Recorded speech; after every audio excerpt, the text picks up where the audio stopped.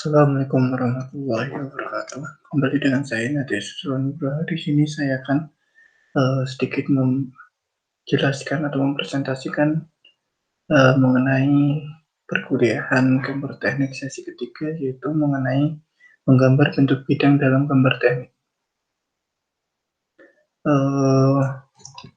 Di sini saya akan mengarahkan teman-teman sekalian, mahasiswa Nusa Putra khususnya, dengan menggunakan video pembelajaran singkat ini.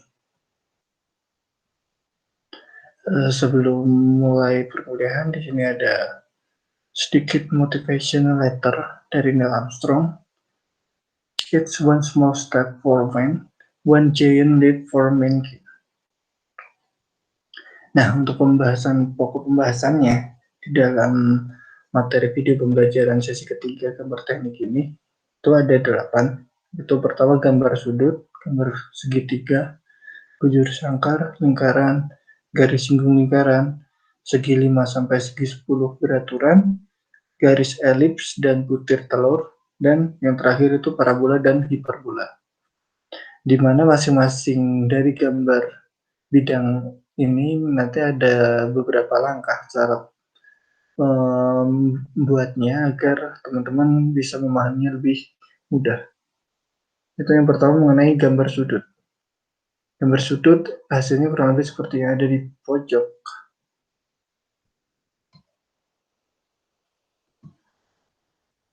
Pojok kanan ini, baik yang atas ataupun yang bawah. Nah, untuk yang atas di sini ada yang sebelah kiri ada langkah-langkahnya atau aturan pembuatan garis sudut ini sendiri bagaimana. Itu dengan membuat titik pusat atau titik poros untuk jangka kalian itu di titik A, di mana sebelumnya kalian harus membuat sebuah sudut A, B, A, C yang terdiri dari kaki sudut AB dan kaki sudut AC. Nah, di sini nanti kalian meletakkan jangka kalian itu di titik poin A. Untuk ukuran jari-jarinya itu terserah kalian, itu bisa kalian samakan dengan R, itu dengan goresan yang melewati kaki sudut dari AB dan AC ini akan membuat sebuah coretan. Nah, di mana coretan ini bisa kalian tandai sebagai N dan M. Di mana N dan M ini bisa kalian lanjutkan dengan jangka lagi sebagai porosnya itu di titik M. Mono. Nah, di titik M atau mono ini kalian goreskan lagi secara sesuai ukuran jarak A ke M ke N ini, sehingga ada coretan atau goresan di titik N ini atau di poin titik nano. Nanti caranya seperti ini ada. Nah, di sini untuk versi yang lebih lanjutnya. Nah, di mana jari-jari yang kedua ini dinamakan R kecil. Yang di R besar atau R awal, ini R keduanya. Nah, pada busur lingkaran ini, jari-jari R yang di atas dengan R yang ini sama, dan R yang besar yang di atas dengan R yang satu besar yang ada di atas, yang di bawah ini juga sama. Dan tarikan garis dari A ke N1 ini merupakan kaki sudut A1, B1, di mana maka sudut B1, A1, C1 ini sama dengan sudut BAC yang di atas. Selanjutnya itu dalam membagi sudut menjadi dua sama besar. Kurang lebih sama, awalnya di poin A, kalian coretkan pada kaki sudut AB dan AC, dan kalian simbolkan dengan P dan Q. Dan jangan lupa untuk memberikan tanda jarak antara A dengan coretan ini menggunakan R atau sebagai jari-jarinya. Setelah itu, untuk membagi sudut ini biar sama panjang, kalian bisa memulainya di titik P dan Q. Dengan coretan untuk jaraknya terserah, saran saya sama dengan R yang di sini. Nah, nanti kalian coretkan secara boleh sedikit, boleh secara lingkaran penuh, silahkan. Nanti titik temunya antara pusat P dan Q ini akan membuat titik. Nah, titik ini saat kalian sambungkan dengan titik A, maka menjadi bagian yang sama besar dengan antara sudut BAC ini. Jadi kalau di sini kalian simbolkan dengan Z, maka BAZ sama dengan ZAC atau CAZ. Di sini disimbolkan untuk yang di tengah sini yaitu T. Nah, selanjutnya untuk membagi sudut jika sama besar, kurang lebih sama, namun bermodalkan dengan kalau yang tadi sudutnya lancip, kalau sekarang yang menggunakan sudut siku-siku. Nah, untuk langkah pertama sama, coretkan lingkaran di awal sini, lalu teman-teman pindah ke P dan Q untuk membuat coretan lagi, yaitu coretan yang ini dan coretan ini pada titik Q. Nanti akan terjadi potongan di sini dan di sini. Nah, antara titik ini nanti saat teman-teman tarik ke titik A, maka akan menjadi 3 bagian yang sama besar. Nah, selanjutnya untuk segitiga. Untuk segitiga di sini langkahnya kurang lebih seperti ini, yaitu bisa mengikuti cara yang sebelumnya, atau bisa langsung membuat segitiganya. Dan urutan caranya seperti ini, buat garis AB, B, maaf yang bawah A dan B, lalu pengukuran dengan satu jangka, pengukuran satu dengan jangka, pindahkan sudut urutannya, yaitu mulai dari 1, 2, 3, 4, 5, 6. Nah, kan nanti akan terbentuk kurang lebih segitiga seperti ini. 2, 3, 4, 5, 6. Selanjutnya untuk segitiga sama sisi, kurang lebih sama, membuat garis AB terlebih dahulu sebagai garis awalnya, pindahkan dari pengukuran 1 ini sini, pindah ke pengukuran 2 dan 3, 4, 5, dan pertemuan antara titik potong ini akan memotong titik C di atas ini. Maka segitiga BC ini dinyatakan sama sisi atau memiliki sudut yang sama antara kaki kanan dan kaki kirinya.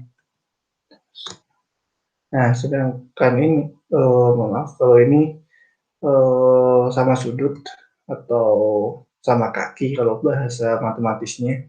Kalau yang ini baru sama sisi. Sama sisi ini memiliki 3 sisi, yaitu atas, samping kanan, samping kiri, sisi panjangnya sama.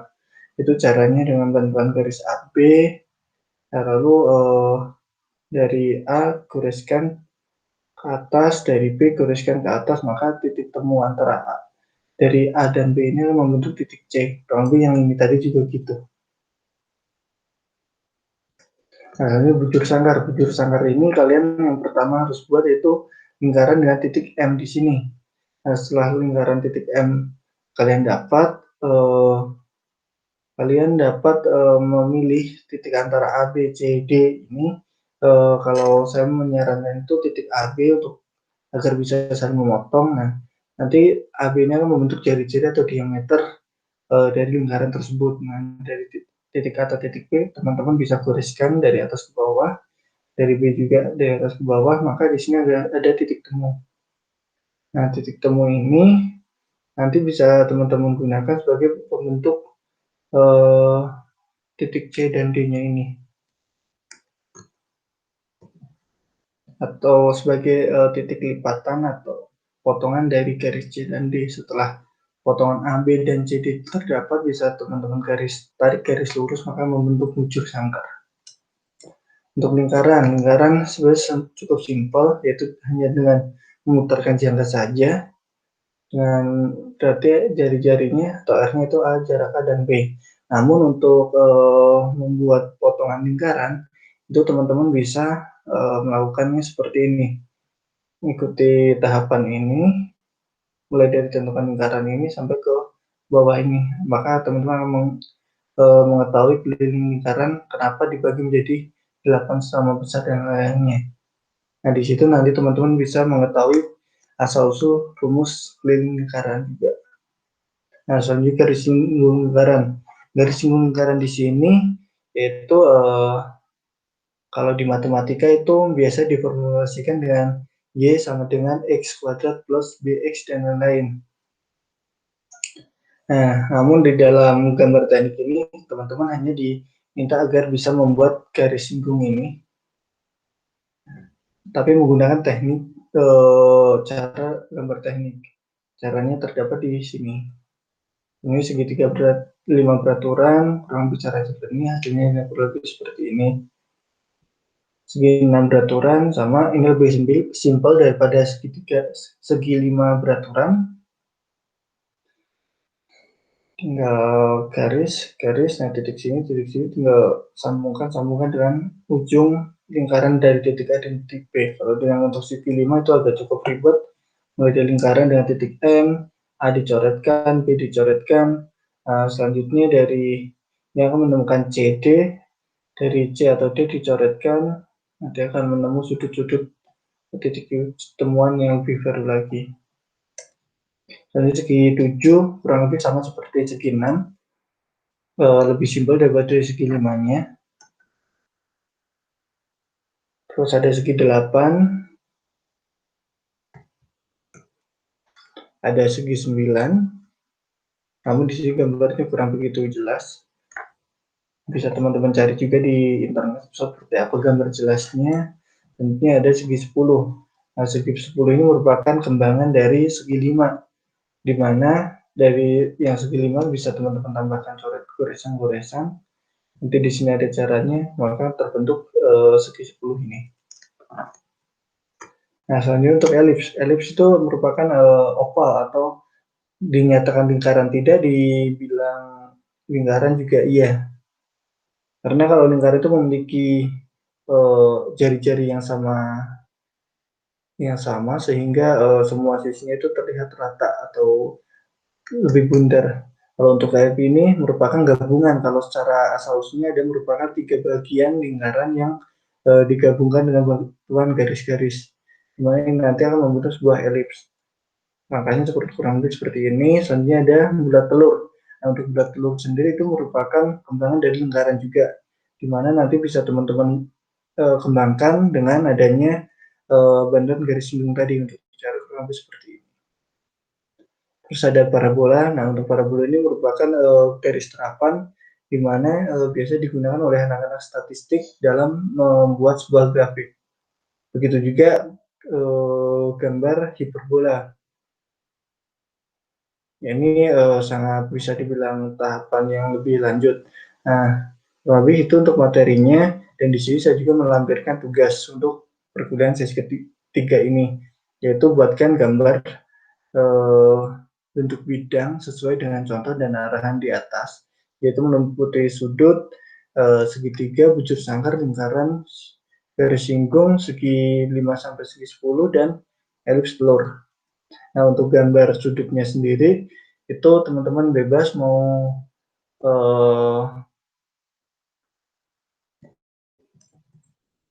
sudut yang mana, mau memindahkan sudutnya atau mau yang membagi sama besar, silahkan menjadi 2 sama besar atau menjadi 3 sama besar, silahkan memilih. Kalau untuk segitiga silahkan mau yang sisi sudut sisi, atau sudut sisi sudut, atau yang sisi. Itu saya silahkan kepada teman-teman untuk memilihnya. Baik, dari masing-masing gambar cukup satu pilihan gambar. Kalau untuk bujur sangkar, karena pilihannya hanya satu, berarti gambarnya harus teman-teman gambar. Selanjutnya untuk lingkaran juga silahkan langsung buatkan lingkarannya, dan akan lebih sempurna jika teman-teman buatkan potongan-potongan yang seperti di gambar yang di bawah. Kalau untuk garis singgung, silahkan ikuti petunjuknya, cukup satu. Untuk segi 5 sampai segi 10 ini silahkan pilih satu saja oleh teman-teman. Dan untuk bulat telur dan elips silahkan buatkan masing-masing satu. Dan untuk yang parabola dan hiperbola tidak perlu. Oke, sekian dari saya. Wassalamualaikum warahmatullahi wabarakatuh.